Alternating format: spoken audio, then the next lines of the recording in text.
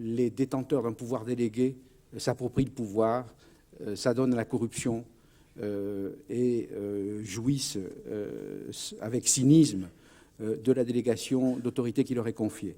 En fait, la condition de possibilité de cette dépossession du mandataire au profit du mandant, les conditions possibles de cette dépossession sont fournies par ce que je viens de raconter, c'est-à-dire par le fait que tous les citoyens, et en particulier les plus démunis économiquement et culturellement, n'ont pas accès aux moyens de production et de critique des opinions. Mais l'analyse sociologique s'applique aussi aux autres formes de constitution de l'opinion, notamment collective. Et il faudrait ici rappeler les acquis de la connaissance sociologique sur la constitution de l'opinion dite publique, non pas par simple agrégation statistique, comme dans le cas du vote ou du sondage d'opinion, mais par le regroupement physique au sein de manifestations, par exemple, par le regroupement au sein d'associations, de partis, de syndicats, etc., et par la participation à des mouvements sociaux. Il faudrait encore, dans la même logique, analyser, bien que le principe de ces mouvements soit tout autre, les concentrations d'opinion en vue d'opérations de lobbying ou de groupes de pression. Analyser ces différentes formes de construction sociale de l'opinion, ce serait redoubler encore les inquiétudes et les pessimismes qui peuvent peser sur la démocratie.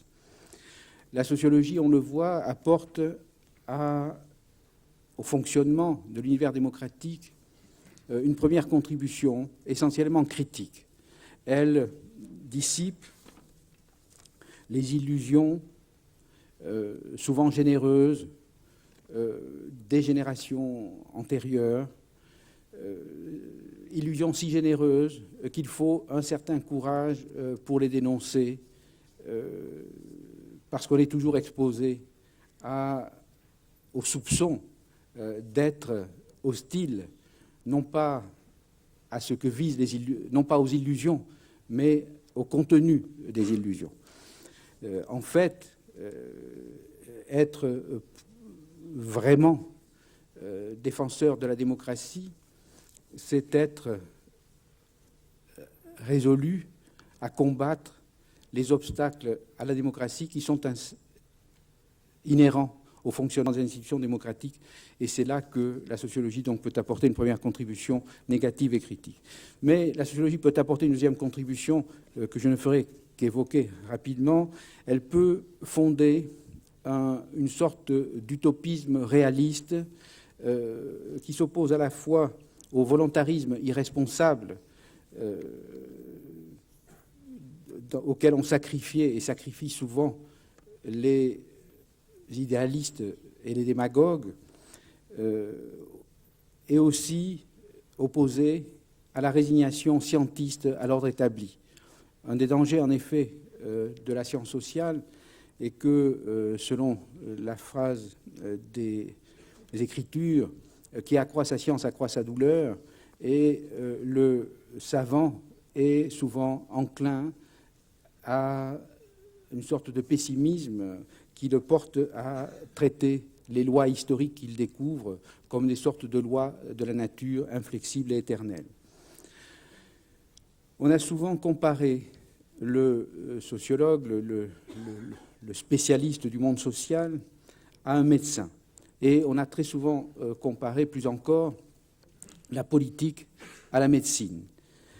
Il suffit de relire la collection hippocratique, c'est-à-dire les écrits très anciens attribués à Hippocrate et à ses disciples, pour découvrir que, pareil aux médecins, le politique conséquent ne peut se contenter des informations fournies par l'enregistrement des déclarations qui, en plus d'un cas, les déclarations des malades, qui, en plus d'un cas, sont littéralement produites par une interrogation inconsciente de ses effets.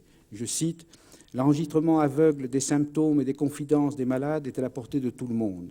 Si cela suffisait pour intervenir efficacement, il n'y aurait pas de bons médecins.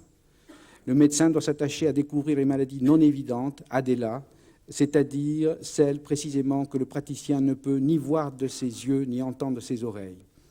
En effet, les plaintes des patients sont vagues et incertaines. Les signaux émis par le corps lui-même sont obscurs et ne livrent leur sens que très lentement et souvent après coup. Bon. Sans reprendre à mon compte l'analogie du corps social, je pense que ces phrases se transposent aisément. C'est donc au raisonnement, logismos, qu'il faut demander la révélation des causes structurales que les propos et les signes apparents ne dévoilent qu'en les voilant. Ainsi, anticipant les leçons de l'épistémologie la plus moderne, la médecine grecque affirmait d'emblée la nécessité de construire l'objet de la science par une rupture avec ce que Durkheim appelait les prénotions, c'est-à-dire les représentations que les agents sociaux se font de leur état. Une rupture donc avec les opinions qu'enregistrent naïvement les sondages d'opinion. Et comme la médecine naissante devait compter avec la concurrence déloyale des devins, des mages, des magiciens, des charlatans ou des fabricants d'hypothèses, je cite encore les écrits hippocratiques, la science sociale est aujourd'hui affrontée à tous ceux qui se font fort d'interpréter les signes les plus visibles du malaise social, tous ceux que vous voyez à la télévision parler savamment du monde social, à tous ces demi-habiles qui, armés de leur bon sens et de leurs prétentions, se précipitent dans les journaux ou devant les caméras pour dire ce qu'il en est d'un monde social qu'ils n'ont aucun moyen efficace de connaître ou de comprendre. La véritable médecine, toujours selon la tradition hippocratique, commence avec la connaissance des maladies invisibles, c'est-à-dire des faits dont le malade ne parle pas, qu'il n'en ait pas conscience ou qu'il oublie de les livrer. Il en va de même d'une science sociale soucieuse de connaître et de comprendre les véritables causes du malaise qui ne s'exprime au grand jour qu'au travers de signes sociaux difficiles à interpréter, ou alors sous forme d'explosions brutales qu'on ne comprend que trop tard. Signes sociaux difficiles à interpréter, non pas seulement parce qu'ils sont obscurs, mais parfois parce qu'ils sont trop évidents et que, comme dit le sens commun, ils crèvent les yeux. Je pense au déchaînement de violences gratuites, par exemple sur les stades et ailleurs, aux crimes racistes, aux succès électoraux des prophètes de malheur, empressés d'exploiter et d'amplifier les expressions les plus primitives de la souffrance morale qui sont engendrées autant et plus que par la misère et la violence des structures économiques et sociales, par toutes les petites misères et violences douces de l'existence quotidienne que seules des analyses très approfondies peuvent enregistrer. Pour aller donc au-delà des manifestations apparentes, il faut remonter jusqu'aux véritables déterminants économiques et sociaux des innombrables atteintes à la liberté des personnes, à leur légitime aspiration au bonheur et à l'accomplissement de soi, qu'exercent aujourd'hui non seulement les contraintes impitoyables du marché du travail ou du logement, mais aussi les verdicts du marché scolaire, ou les sanctions ouvertes ou les agressions insidieuses de la vie professionnelle. Il faut donc traverser l'écran des projections souvent absurdes, parfois odieuses, derrière lesquelles le malaise et la souffrance se masquent autant qu'ils s'expriment. Porter ainsi à la conscience les mécanismes qui rendent la vie douloureuse, voire invivable, ce n'est pas les neutraliser. Porter au jour les contradictions, ce n'est pas les résoudre. Mais pour si sceptique que l'on puisse être sur l'efficacité sociale du message sociologique, on ne peut tenir pour nul l'effet qu'il peut exercer au moins en permettant à ceux qui souffrent de découvrir la possibilité d'imputer leur souffrance à des causes sociales et de se sentir ainsi disculpés. Ce constat, malgré les apparences, n'a rien de désespérant. Ce que le monde social a fait, le monde social peut le défaire, à condition qu'il s'arme de ce que l'on connaît sur le monde social. Ce qui est sûr, en tout cas, c'est que rien n'est moins innocent que le laisser-faire.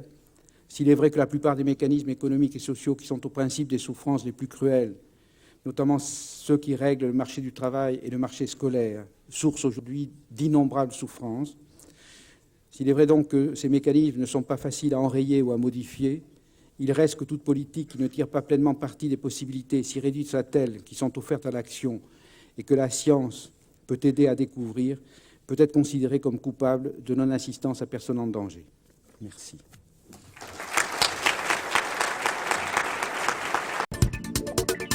Please visit us at www.agc.edu.